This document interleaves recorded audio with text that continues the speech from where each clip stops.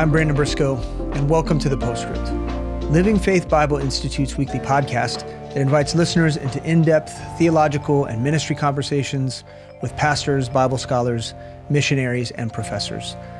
Today, I want to talk about the vital role that education plays in raising up pastors and leaders within the church. At the Living Faith Bible Institute, we're a part of a coalition within the broader Living Faith Fellowship that holds to a clear conviction, and that is that discipleship is the personal investment of a mature believer into the life of a younger believer, and it's carried out within the context of the local church.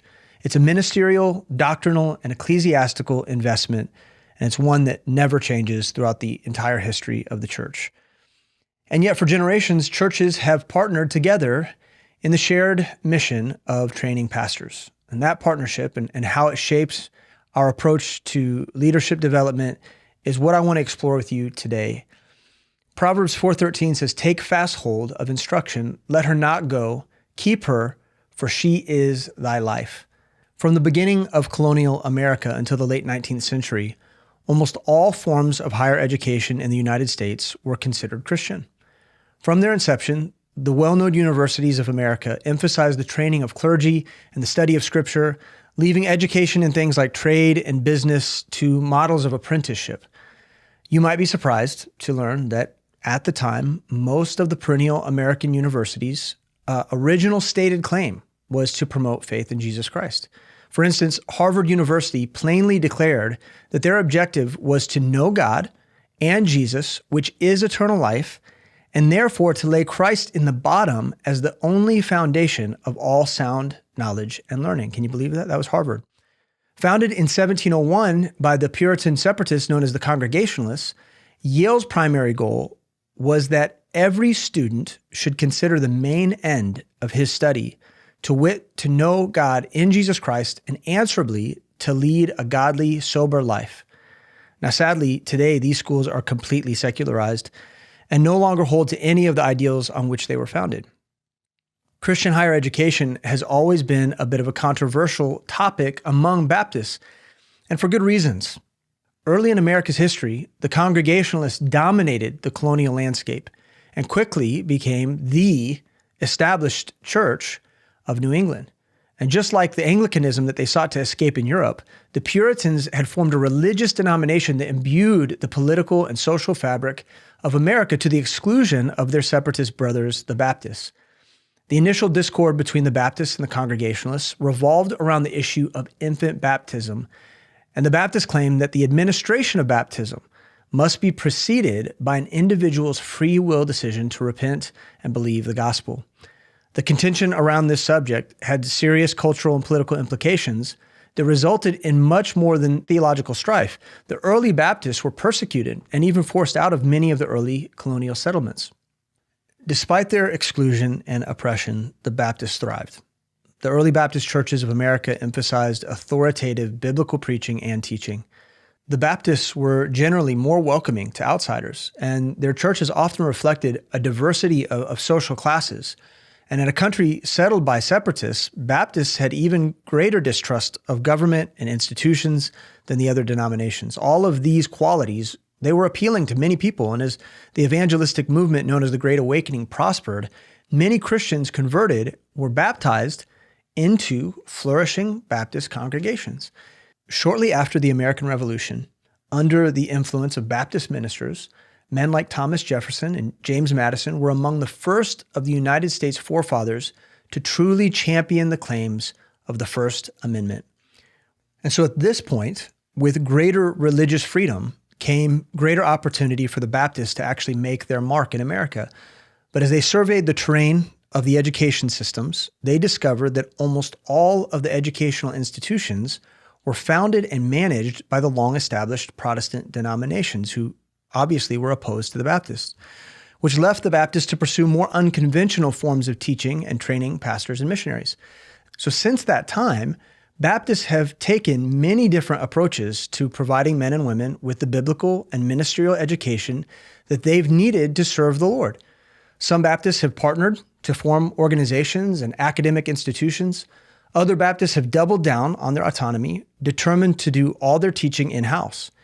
In both of these educational manifestations, there are inherent strengths and weaknesses.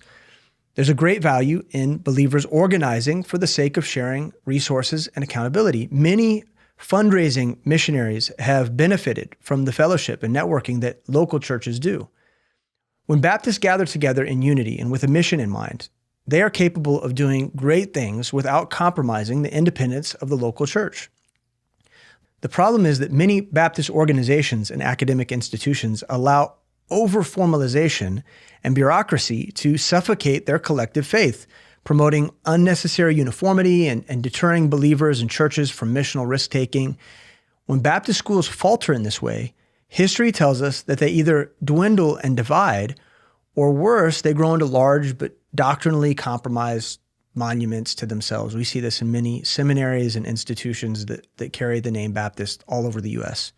Now, on the other hand, those Baptists who desire to educate in-house, to do their training within their local church, they often lack the resources and energy to take a thorough and rigorous approach to educating their growing leaders. This is less an issue of weakness in philosophy, but rather a weakness in capacity. So much energy in a local church can and should be poured into evangelism and discipleship, counseling and congregational care. So the added prospect of building an efficient and high-quality education program is a daunting one.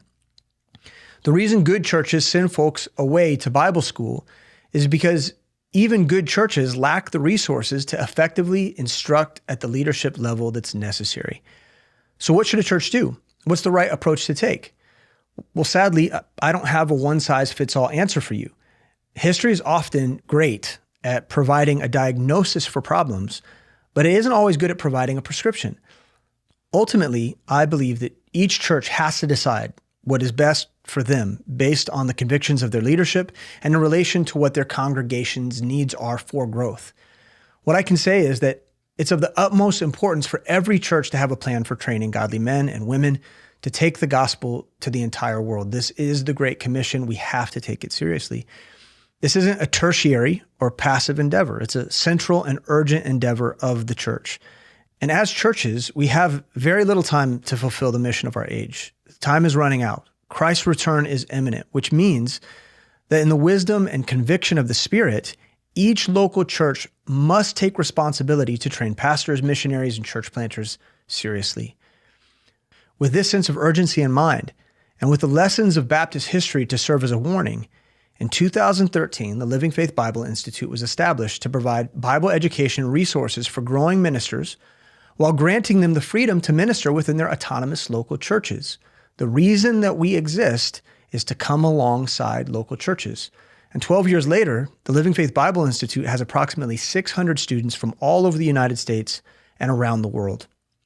Now, there are certain guiding principles that LFBI leadership has held to since its very inception, principles we believe that are important to making institutional, biblical higher education work for all the local churches that we partner with. So let's answer the question, what should we all be looking for or striving for when we are training leaders? Let's just point out a few very important things that LFBI has held to, but any local church should consider when making a decision about how to train pastors and missionaries and leaders.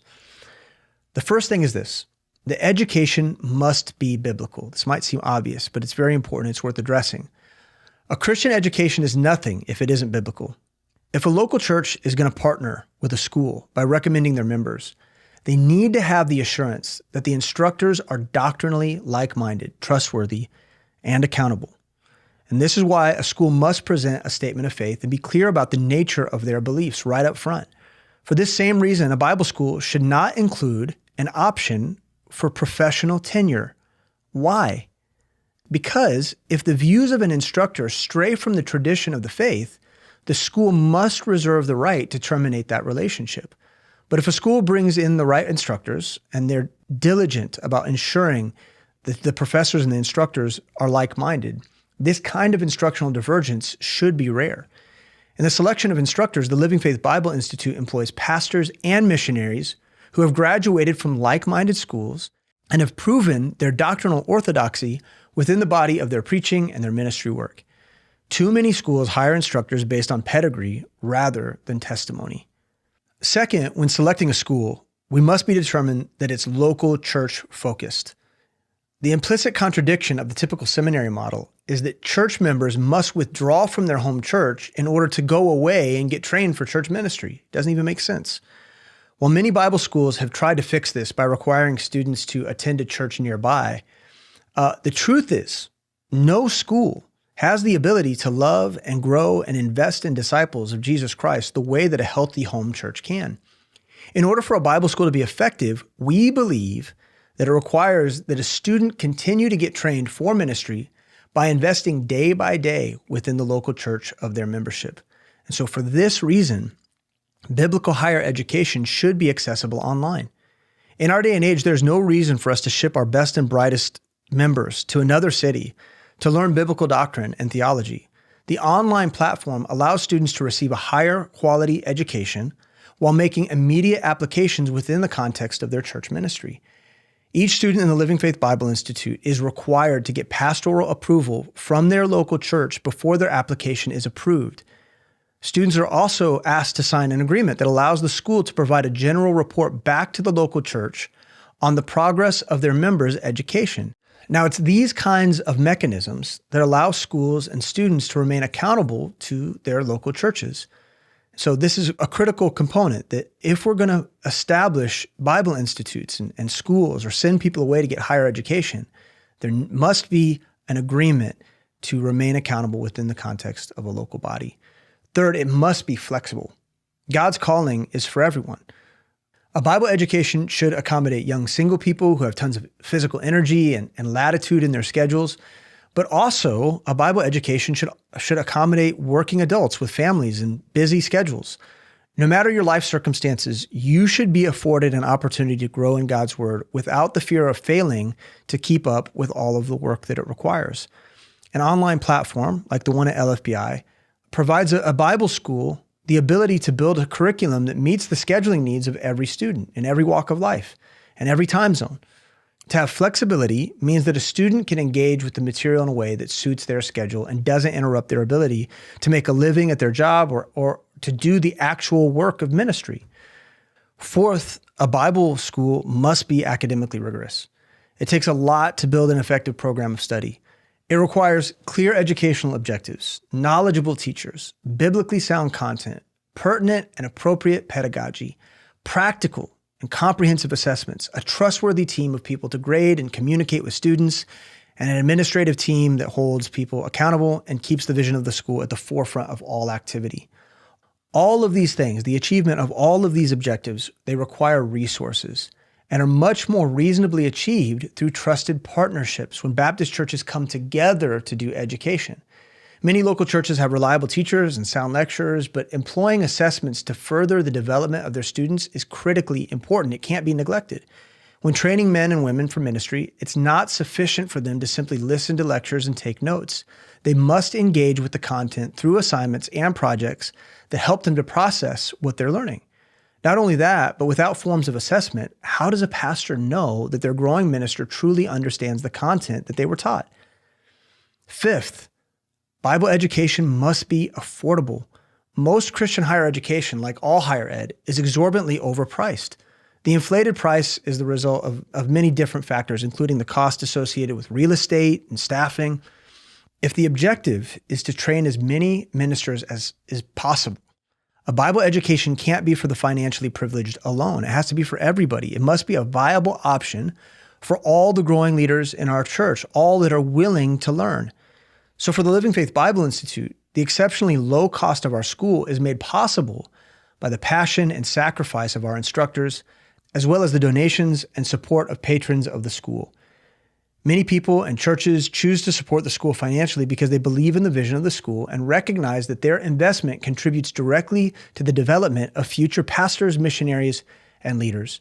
And it's these donations and this support that allows us to offer financial aid to our students who are in need of help. Finances should never be a hindrance for a person who has a burden to grow in their knowledge of God's word and to serve him. Now, finally, Bible and ministry training must serve into the Great Commission. A Bible education must have a Matthew 28:19-20 impact on the kingdom of God. What we provide growing students must be more than just knowledge and intellectual exercise. Everything from the subject matter of the courses to the required reading, to the design of the assignments, the aim must be to encourage biblical understanding and useful ministry application. And this is why the design of every course in LFBI begins with the stated learning objectives, which frame the intentions of the curriculum. The aim of Christ should be the aims of every local church, that is to teach, preach, and shepherd, to raise up laborers for the harvest. So whatever construct you choose to use for the purpose of educating your flock, it must effectively aspire to commission faith-filled believers in the biblical mandate. Matthew 9:35 says, "And Jesus went about all the cities and villages, teaching in their synagogues and preaching the gospel of the kingdom and healing every sickness and every disease among the people. But when he saw the multitudes, he was moved with compassion on them, because they fainted and were scattered abroad as sheep having no shepherd. Then saith he unto his disciples, The harvest truly is plenteous, but the laborers are few. Pray ye therefore the Lord of the harvest, that he will send forth laborers into his harvest." So with this heart of Jesus Christ in mind, it's my hope that these principles that we use to develop LFBI would help pastors and students to navigate their responsibility to train and get trained for the harvest. If these principles resonate with you, we want to invite you to consider partnering with the Living Faith Bible Institute. It's an honor to stand alongside local churches and to provide supplemental educational resources to help them further their gospel enterprise. Independent Baptist churches like the ones in the Living Faith Fellowship are warranted in their critical view of seminaries and institutions that deprive the local church of their right to train their congregants. We also know that if we're going to raise up pastors and plant churches and send missionaries, our churches will need to provide a deep and intentional form of biblical education for the growing disciples in our flocks. However you end up deciding to train those in your church, keep in mind the intrinsic weaknesses of men, and with a heart of hope, let's hold ourselves accountable to the principles necessary for advancing biblical truth. So with all that said, the Living Faith Bible Institute is privileged and honored at the opportunity to stand alongside students from across our fellowship and beyond. We love the local churches that associate with LFBI, and we desire with all of our heart and full of faith to continue to make an investment that's beneficial to your churches and ultimately to the Great Commission of Jesus Christ. If you enjoyed this episode, we would love for you to like it or share it. It does a great benefit to the show when you do that. We appreciate your support. We appreciate all the investment that you, the listener, make into the show. But I also want to say, if LFBI is the option for growth that you've been looking for, please visit lfbi.org. We're grateful for you. We're grateful for your time. And we pray that every local church would find its way to train and equip leaders to go and to live the Great Commission, to send missionaries and church planters all over the world, to raise up ministry leaders in your own local churches that would make the deep and meaningful discipleship investment that's required of the work. We love you. And we can't wait to see you again next week for another episode of The Postscript. God bless. Thank you for listening to The Postscript.